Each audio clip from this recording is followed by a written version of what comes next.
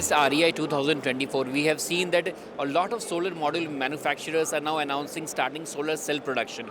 So, NICON also has any plans to start solar cell manufacturing anytime soon? Yeah, we are trying to get it operational in next financial year with a capacity of initially 1.2 gigawatt of solar cell line that will be TOPCon based.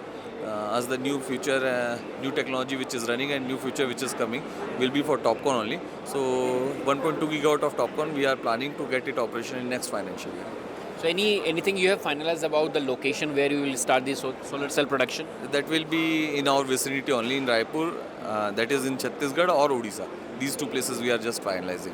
So maybe within 10-15 days we will finalize the locations. What is the current trend you see in the Indian solar market?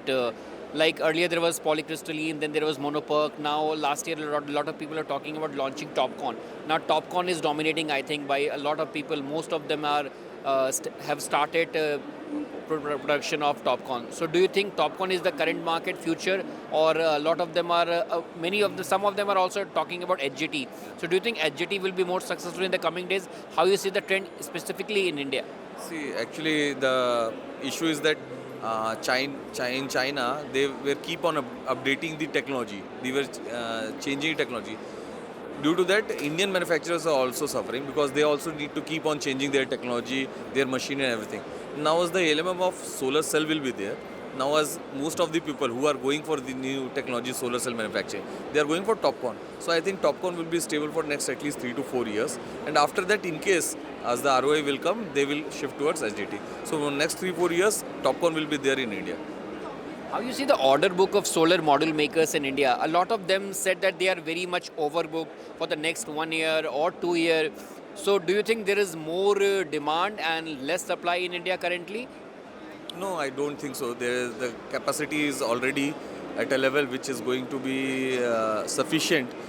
We also need to see that how much the grid is going to support, because solar is energy where initially the energy is generated in daytime, not in the evening or late night. So we need to see how the grid is going to get supported, or how the government is going to improve the infrastructure. Infrastructure cost is going to come their part also. So it will take time. So I think currently whatever the capacity is going to be added till March, it will be sufficient for India to cater till next 2-3 years. A lot of things that are happening at China. In the last 2 years, the prices of solar cells and modules were one of the lowest. So how it exactly affected the Indian solar manufacturers, and currently LONGi has increased the prices of wafers. So how you see the next 6 months or 1 year for the Indian solar makers? See, I think Indian solar makers, the prices for next 6 months are going to increase. Within a span of 2 to 3 months, the effect will start, because metal prices are going high. If you will see, for last 1 month, metal prices increased drastically. This glass prices are going to increase in 1 or 2 months. Cell prices, as you have said, that wafer prices increased. So cell prices will definitely increase. So these are the things which are going to cater and going to increase the prices of solar module. So I think it will be the best time to book any capacity if required by any developer, because after 2-3 months the prices will definitely increase. Thank you, Shakti ji, for talking to Saur Energy. Thank you.